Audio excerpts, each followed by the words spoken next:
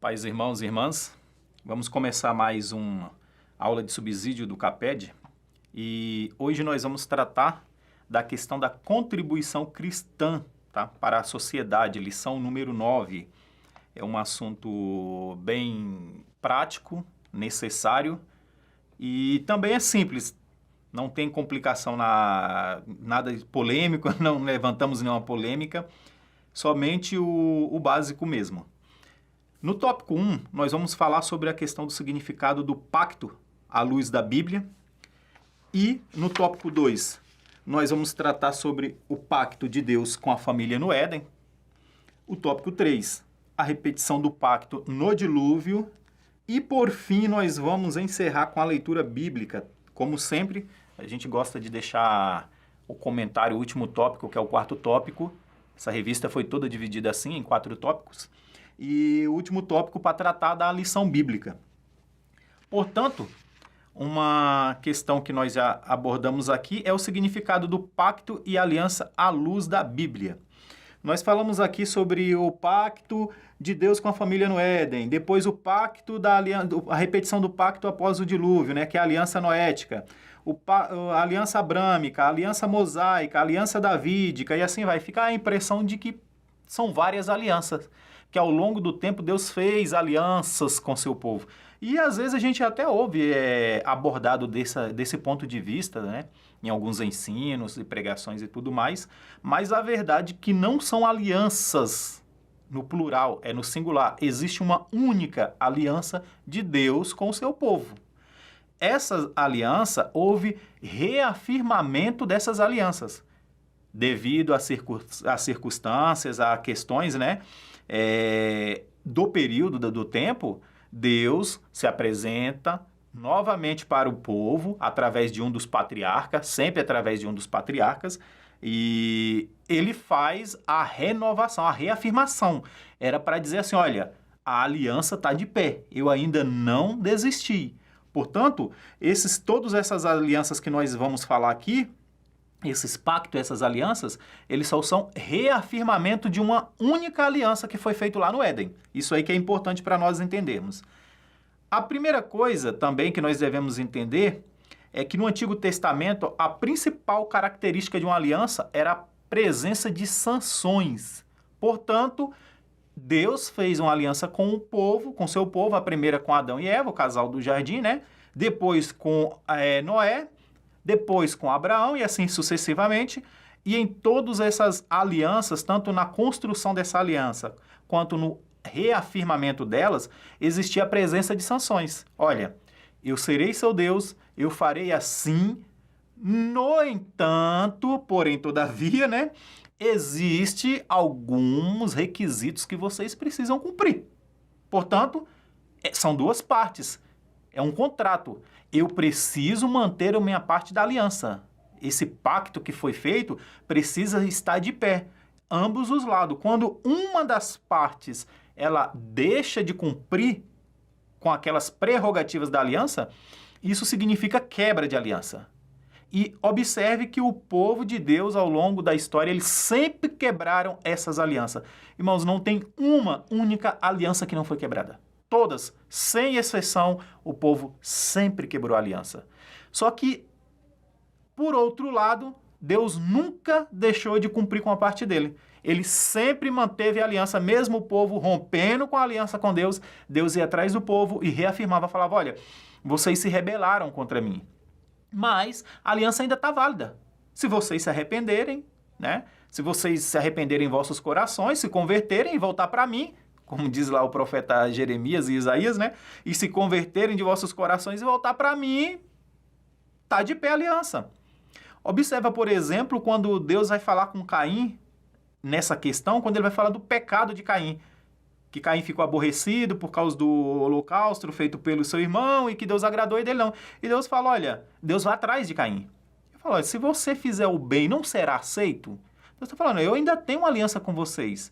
Não é porque eu rejeitei a sua oferta de hoje que eu vou rejeitar todas. Portanto, volte-se para mim e nós manteremos nosso relacionamento. E o que a gente vê ao longo da história é o quê? O povo sempre quebrando essas alianças, tá? Então, essa aliança ela tinha a presença de sanções. E isso diferenciava de um acordo, tá? De um acordo em função. Em função dessa sanção, uma aliança ela adquiria um caráter irrevogável. E a gente vai ver lá em Gênesis 1, 28, tá? A gente vai ver em Gênesis 2, do 15 ao 17. Ele tinha um caráter irrevogável. Portanto, Deus fala, olha, a minha aliança é perene, é eterna. E um desses grandes exemplos a gente vai ver quando vai ser reafirmado com Noé, que Deus coloca aquele anel no céu, né? Um símbolo da sua aliança, aquele arco no céu, que infelizmente hoje em dia nós chamamos de arco-íris. Não é um nome bíblico, mas um nome secularizado da deusa Íris, né? Mas socialmente a sociedade é assim que trata, e aquilo lá não é um arco de íris, né? O arco de íris, aquilo ali é o símbolo da aliança. Deus falou para Noé, olha, toda vez que você vê aquilo ali, você vai lembrar que a minha aliança contigo ainda continua de pé. Então vê que é algo perene, é algo eterno, é algo que foi feito para a eternidade. Não era algo que ia ter um fim. Olha, um dia eu romperei com essa aliança, vocês tocam a vida de vocês, eu toco a minha. Não. É algo perene, irrevogável.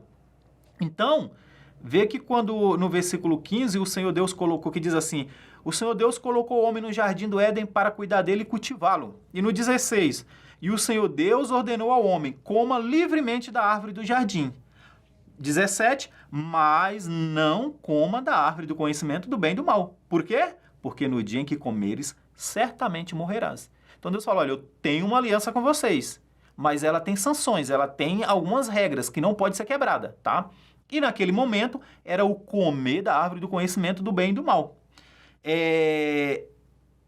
Nesse sentido, a expressão bíblica, né, para afirmar pacto, aliança, ele tem um sentido de cortar no meio. Vê que com Abraão a gente vê isso nitidamente. Deus pediu para que Abraão pegasse o animal, né, cortasse ele no meio e Deus iria passar por cima. Portanto, tem o sentido de cortar no meio. Então, a palavra no hebraico, que diz karat berit, né? Do hebraico é karat berit, né? Uma aliança no hebraico. Isso se fazia quando dois reis, quando Deus fez isso aí, não era algo estranho ou novo para Abraão. Por quê? Era costume dos reis daquela época, quando eles iam fazer uma aliança, imolar um animal, cortar ao meio, e isso, né? E pegava as duas partes, e um ficava com uma parte e outro com o outro, mostrando que aquilo ali era uma aliança. Cortava o animal no meio, era um pacto de sangue, tá? Então a aliança ela também tem esse símbolo de um pacto de sangue. Da mesma forma que esse animal era retalhado, né?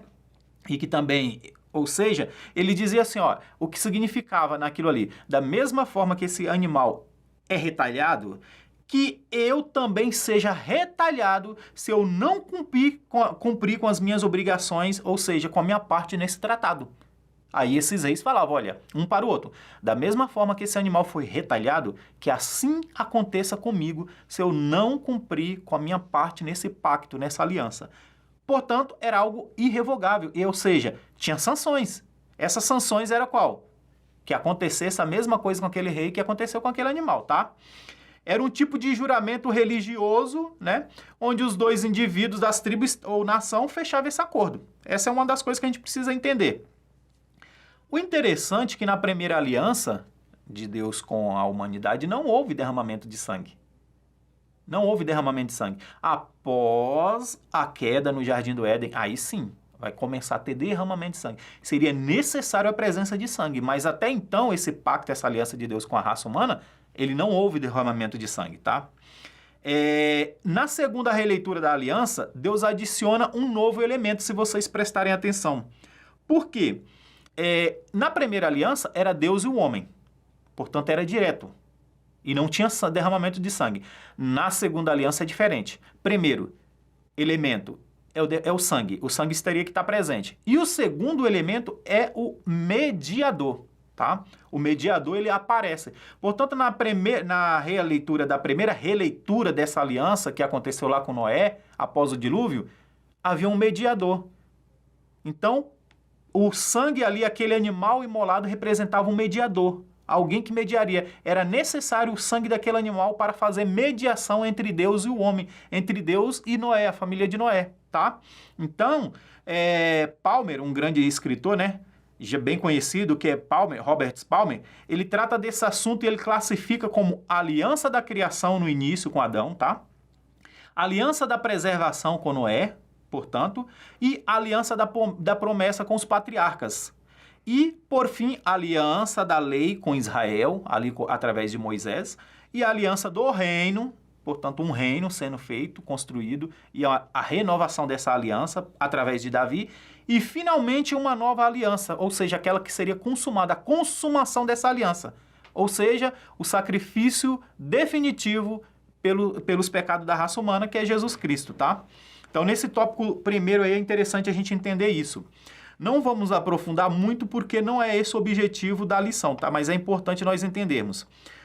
O tópico 2, vamos falar do pacto de Deus com a família no Éden.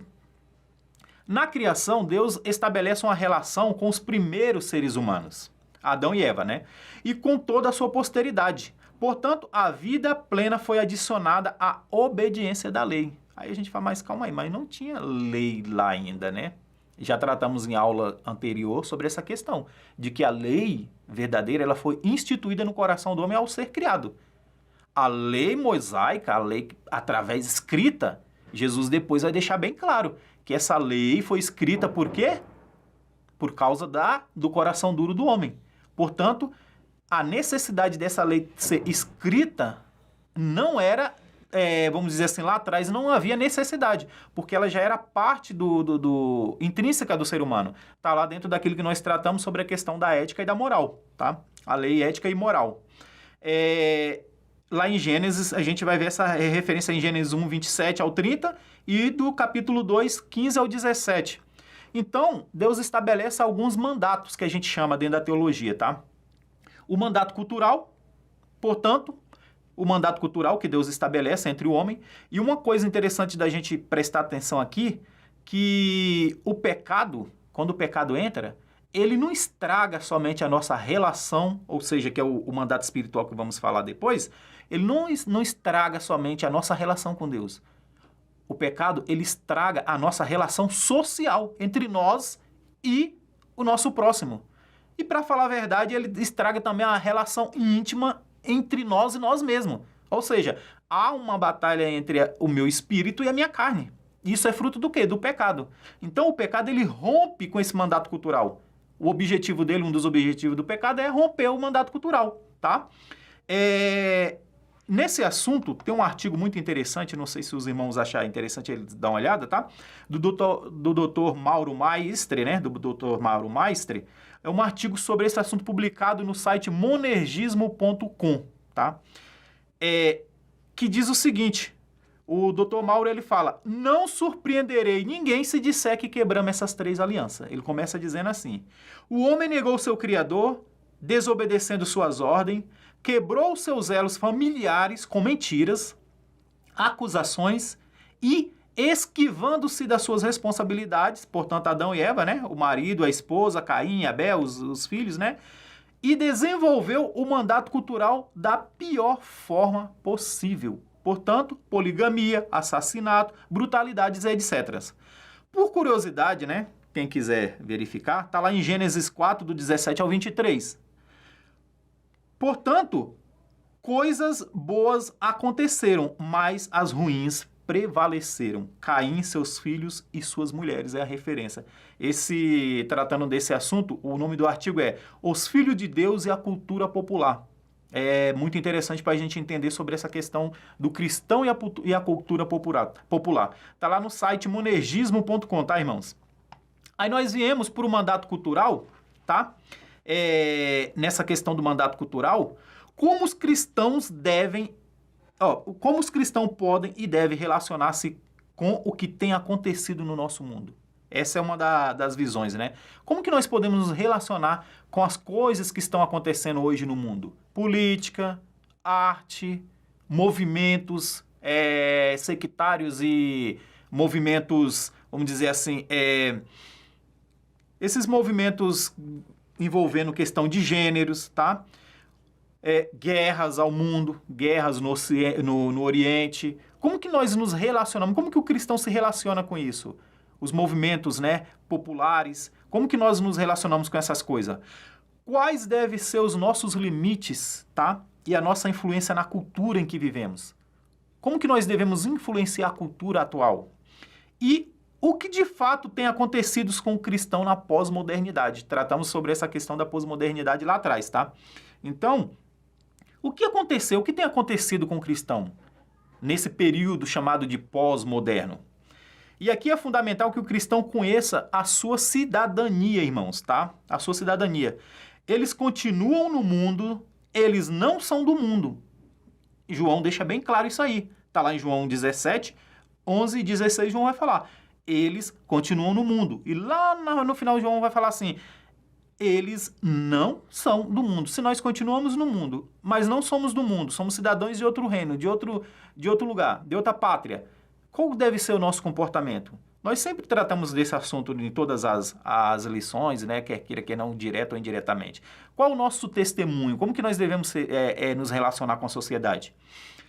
Somos cidadãos dos céus, mas as nossas passagens para lá ainda não chegaram. E enquanto estamos aqui, temos muito o que fazer.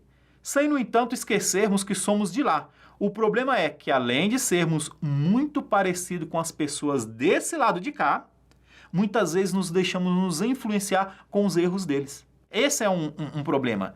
E assim nós desobedecemos o nosso mandato cultural. Aí vem a pergunta, né? E o mandato espiritual? Aqui em Gênesis 3, do 8 ao 10, diz o seguinte: ouvindo o homem e sua mulher os passos do Senhor Deus que estava pelo jardim, quando soprava a brisa do dia, esconderam-se da presença do Senhor Deus entre as árvores do jardim. Mas o Senhor Deus chamou o homem, perguntando, onde estás? E ele respondeu, ouvi teus passos no jardim e fiquei com medo, porque estava nu, por isso me escondi. Tá? Então, quando a gente avança um pouco mais, Caim e Abel, para a gente entender esse contexto, a gente vai ver, ó, o Senhor disse a Caim, por que estás furioso? Por que transtornou o seu rosto? Se você fizer o bem, não será aceito, mas se não fizer, saiba que o pecado ameaça a porta. Ele deseja conquistá-lo, mas cabe a você dominá-lo. Disse Caim, lá na frente no versículo 8, diz Caim, porém, Caim ao seu irmão Abel, vamos para o campo, e quando estava lá, Caim atacou seu irmão Abel e o matou, tá? No 9, então o Senhor perguntou a Caim, onde está o seu irmão Abel? E respondeu ele, não sei. Sou eu o responsável pelo meu irmão? Então, vamos ver que o relacionamento entre Deus e o homem ao ponto que chegou, tá? Ao ponto que chegou. Caim vai falar, por acaso sou eu? E eu sou babado, meu irmão, eu tenho alguma obrigação de saber aonde ele está? Ou uma indireta para Deus, não é o Senhor que criou o ser humano? Não é o Senhor que precisa saber onde estão as pessoas? Eu tenho alguma coisa com isso? Caim, ele mostrou desprezo, desrespeito, falta de temor, e aí vai mais coisas que a gente pode acrescentar na presença de Deus. Então, isso aí já mostrava que o mandato espiritual havia também sido rompido, tá? No dilúvio, os patriarcas, os resgates no Egito, juízes, profetas, até chegar Jesus, tá? Até chegar Jesus. Então, nós temos o seguinte, João, capítulo 4, do 20 ao 24, esses 4 versículos. Então, no 20 diz o seguinte, nossos antepassados adoravam neste monte, mas os judeus, mas vocês, né? A mulher dizendo para Jesus, uma passagem bem conhecida, que é da mulher samaritana, né? Mas vocês, judeus, dizem que Jerusalém é o lugar onde se deve adorar. Jesus declarou, creia em mim, mulher, está próxima a hora em que vocês não adorarão o Pai, nem neste monte, nem em Jerusalém. Vocês, samaritanos, adoraram o que não conhecem. Nós adoramos o que conhecemos, pois a salvação vem dos judeus. Jesus deu uma, se prestar atenção aqui, ele deu uma bem dada nessa mulher com classe, né? Com elegância e tudo mais, mas ele deu uma, né? Mais ou menos assim, olha, onde que fica o templo mesmo? Ah, tá do outro lado, né? Por que vocês estão adorando aqui? Não é lá que foi um templo? Eles conheciam a história do templo, que era de Deus, que foi Deus que mandou fazer. Deus não teve nenhuma profecia, não teve nada, Deus mandando construir um templo do outro lado em Samaria. Então Jesus fala, aonde que fica o templo mesmo? Só para a gente se situar nessa conversa nossa aí, né? Então Jesus fala, pois a salvação vem dos judeus. Ele fala, mas não é de lá que vem a salvação? Não é lá, o relacionamento não deveria ser lá? Então vê a questão do mandato espiritual aí, tá? E no 23 ele diz: no entanto, está chegando a hora que de fato já chegou, em que os verdadeiros adoradores o adorarão o Pai em espírito e em verdade. São esses os adoradores que o Pai procura, tá? Portanto, Deus é espírito e é necessário que os seus adoradores o adorem em espírito e em verdade. Então aqui, Deus ele vai tirar, não é tirar, né? Ele vai reorientar aquela mulher e vai falar, olha, na verdade, a importância, para falar a verdade, já não importa mais, tá? Eu já cheguei, a partir desse momento, não interessa quem adora lá em Jerusalém, quem adora aqui em Samaria, ele fala, o que importa é que adora em espírito e em verdade. Paulo lá na frente, em suas cartas, ele vai fazer um trabalho fantástico sobre esse assunto, quando ele vai tratar que nós somos edifício, morada do Espírito Santo, né? Ele vai pedir em Romanos que nós edificamos nosso corpo como um sacrifício vivo e agradável a Deus. Portanto, Paulo está deixando bem claro, olha, e ele cobra sempre, Paulo sempre cobra para que não nos deixamos de congregarmos, tá? De nos reunirmos como igreja. Mas ele fala, a adoração verdadeira é diariamente, todos os dias. É o vosso corpo oferecido em sacrifício. Então, Jesus faz esse ensino aqui e Paulo lá na frente, ele vai reorientar o seu povo e falar, vocês não entenderam, agora o templo não é mais físico. O templo de Deus, que Deus faz morada, é os vossos corpos. Não é mais o templo físico, as quatro paredes. São vocês mesmos. Portanto, Deus exige a santidade de vocês. Por quê? Por causa disso. Porque agora a morada do Espírito Santo, e aí a gente imagina, né, no templo, por exemplo, quando foi inaugurado o templo lá do rei Salomão, pelo rei Salomão, né, a glória de Deus desceu, encheu a casa, assim como era feito lá no tabernáculo e tudo mais. Então, ele fala, olha, agora ele faz morada, não é ele desce, quando o povo se reúne, ele desce vamos colocar naquela janela ali de 1 hora, 2 horas, 3 horas de culto, não sei. Não, é perene, é um culto perpétuo. Portanto, é por isso que Deus exige santidade do seu povo. Porque agora o Espírito Santo faz morada dentro dele. E não é só naqueles momentos em que eu estou sendo santo, né? Vamos dizer assim, né? Nesse momento eu estou agindo santo. Nesse momento é que eu não ajo mais santo. Então, nesse momento o Espírito Santo não mora dentro de mim. Né? Ou então o Espírito Santo, fecha os olhos aí que eu vou fazer uma coisa errada, tá? É mais ou menos isso. Paulo fala, olha, cuidado com as ações suas do dia a dia, com o que você pensa, com o que você vê, com o que você faz. Por quê? Porque o Espírito Santo mora dentro de você. E não é assim, ó, ele saiu para dar uma volta e aí você fica à vontade. Ele fala, não, é uma morada perpétua, tá? Portanto, essa questão do templo aí.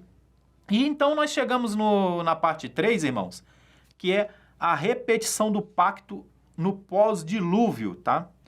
E aqui, um ponto aqui, que com a decadência humana nos tempos de Noé, a aliança entre Deus e a chegada, né, a um ponto tenso e crítico. Aquele pré-dilúvio, né, chega a um ponto crítico da parte dos homens, claro, né?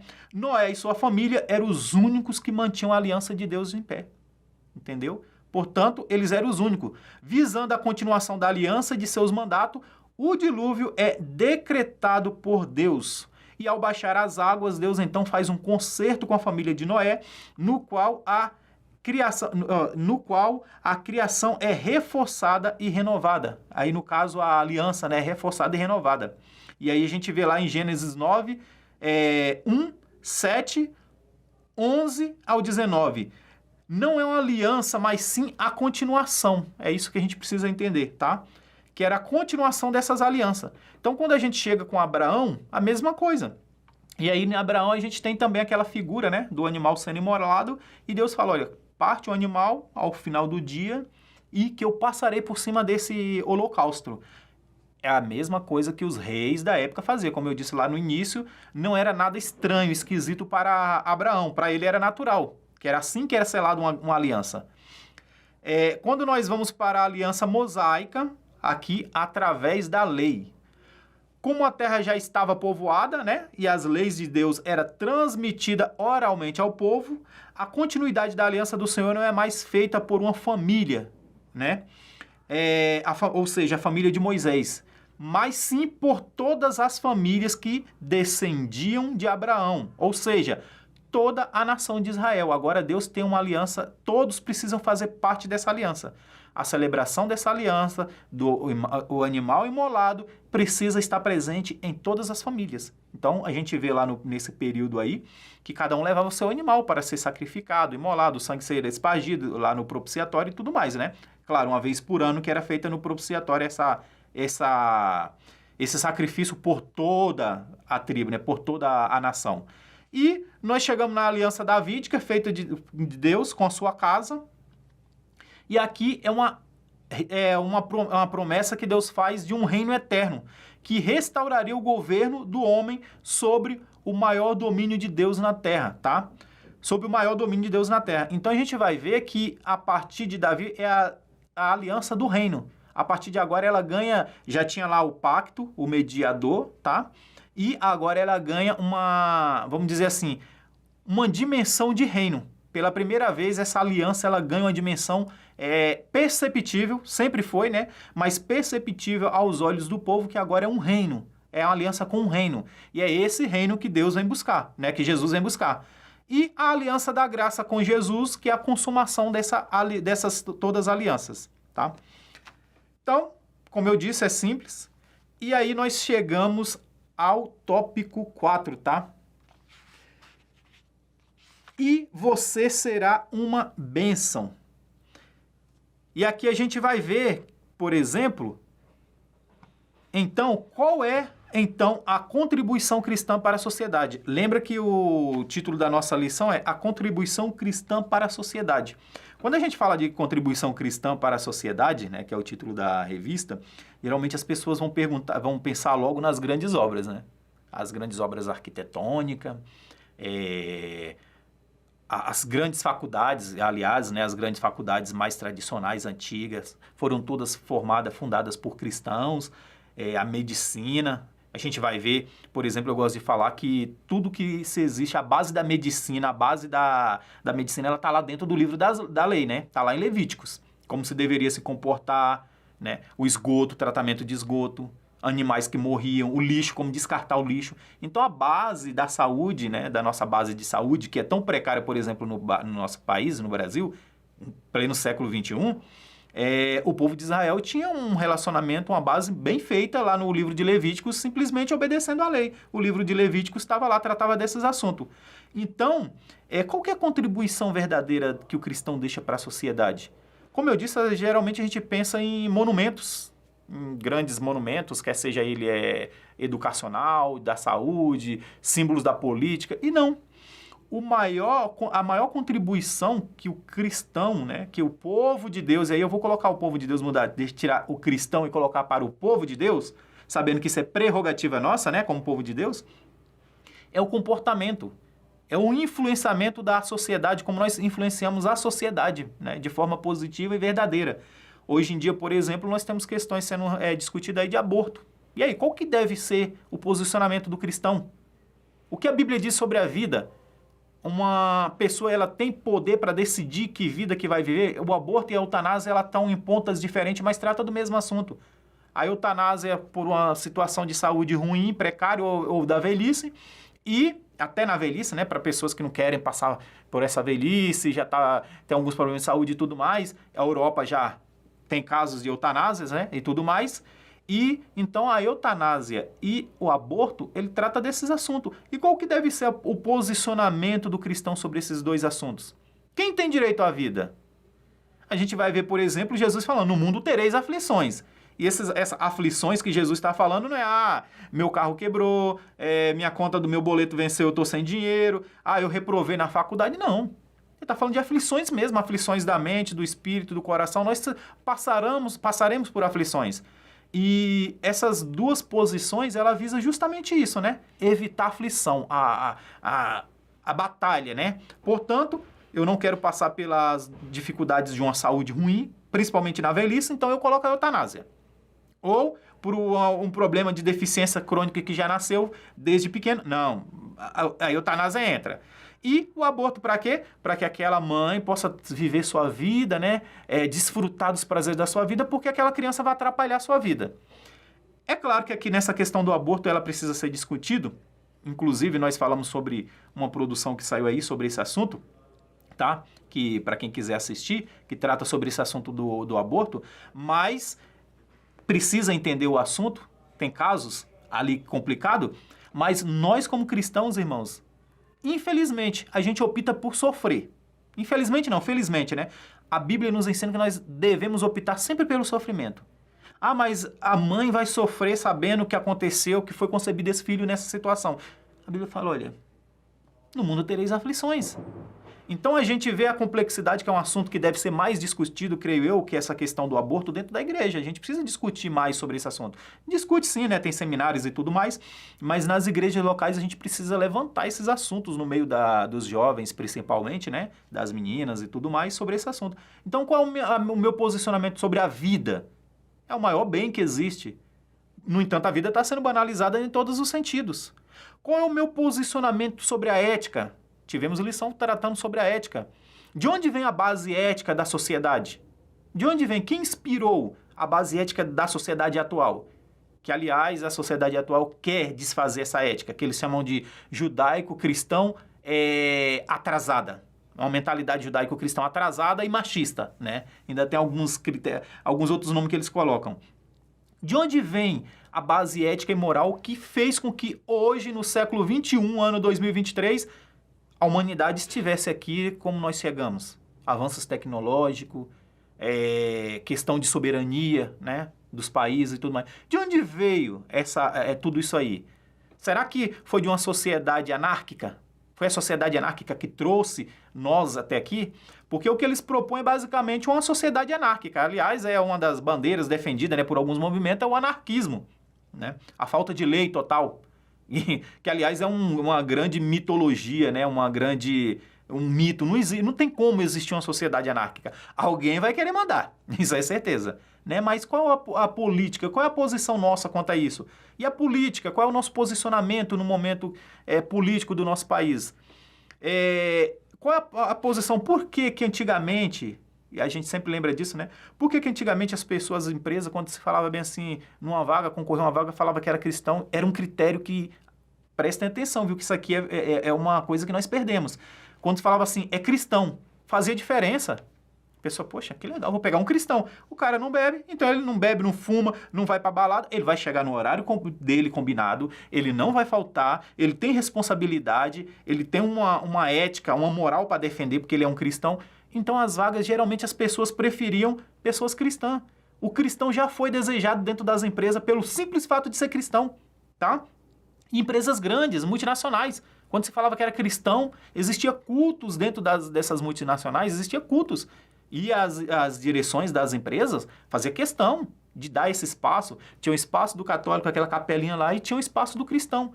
Era incentivado, né, a pessoa mostrar que ele era cristão no meio do povo. Por quê? Porque ali ele tinha uma obrigação ética e moral, né, no seu ambiente de trabalho. E por que hoje em dia não? Hoje em dia é o contrário. Se você for para uma entrevista de trabalho, a chance de você se professar como cristão, a chance de você perder essa vaga é grande. Então, o que aconteceu aqui? Né? Será que é só o outro lado mesmo? Então, tem essa questão. Portanto, a nossa maior contribuição como cristão, falamos sobre esse assunto aqui, sobre a lição bíblica, tá? Tratamos sobre isso aí, sobre Gênesis 2, do 1 ao 5, e aí os irmãos fiquem à vontade para, né, fazer esse trabalho de aplicar essa parte aqui, mas o que a gente precisa entender é que a nossa maior contribuição, ela é a vida cristã mesmo. É o nosso testemunho prático do dia a dia como cristão, né? Então, é o nosso testemunho que é a grande diferença. E aqui você vê que diz assim, ó, e você será uma bênção. E a gente vê aqui, que essa passagem aqui que nós tratamos na lição, sobre a questão de Abraão, né? Ali com a morte da sua esposa Sara, Sara morreu e ele precisava de um lugar para enterrar a sua esposa. E Abraão era um homem riquíssimo, acredito eu que mais rico do que qualquer um dos filhos de Manre, do pessoal daquela região lá. Ele era o maior, ele tinha mais riqueza do que qualquer um deles. Acredito que se juntasse de todos eles não daria de Abraão.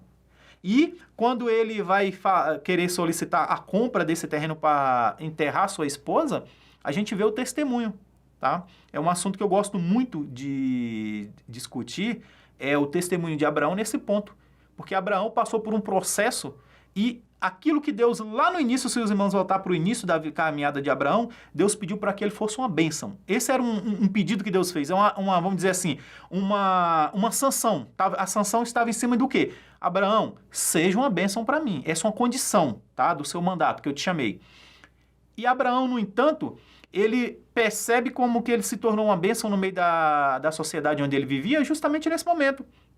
Porque quando ele dizia, olha, eu sou um estrangeiro no meio de vós, não tenho um lugar para morar, não tenho uma terra, nem um lugar onde eu possa enterrar minha esposa, né? E ele colocando aquela situação, e o povo fala, Abraão, o que você está falando, Abraão? Você é um príncipe de Deus. Olha a posição que eles colocaram Abraão, né? Ele falou, não, você é um príncipe de Deus entre nós. Quando ele fala príncipe de Deus entre nós, ele não está se referindo, irmãos, aqui às bênçãos materiais que Deus deu para Abraão. Ele está falando do comportamento, de como Abraão estava se comportando naquele lugar. E, reflexo disso, eles viam as riquezas, a vida bem-sucedida de Abraão. Ele fala, poxa, em todas as áreas você é uma bênção, Abraão. Você é um príncipe de Deus. Deus está contigo. Aquele povo confessaram com as próprias bocas deles, né, que Deus era com Abraão. Ele fala, você tem Deus, Deus está do seu lado. Tu é um príncipe de Deus. Então, vê que é o posicionamento. Mas aí a gente vê a postura do Abraão do início e a maturidade, o processo de maturidade que passou, né? O Abraão desse momento aqui. Portanto, irmãos, a nossa maior contribuição, ela é o nosso testemunho, tá bom? Então, esse é o ponto que gostaríamos de levantar. Sendo assim, espero ter contribuído um pouco aqui mais com esse subsídio e os irmãos fiquem à vontade, tá? Para discutir esses assuntos. Vai surgir algumas pontas aí, né? Como eu falei, na questão de aborto, eutanásia, orientação sexual, como que é o posicionamento do nosso, né, como cristão. Aí os irmãos veem como que trata melhor desse assunto. Mas o fato é esse, que a nossa maior contribuição, ela é a sociedade cristã, o cristianismo, o cristão, o posicionamento do homem cristão, da mulher cristã, do cristão no mundo, tá? Essa é a nossa maior contribuição. E que, infelizmente, nos tempos de hoje, parece que não está sendo mais como era antigamente, porque não se está sendo mais desejado. Aí vem a questão da mudança da sociedade atual? Sim, mas será que é só isso? Então nós precisamos refletir sobre esse assunto, tá bom? Sendo assim, Deus abençoe a todos e até a próxima.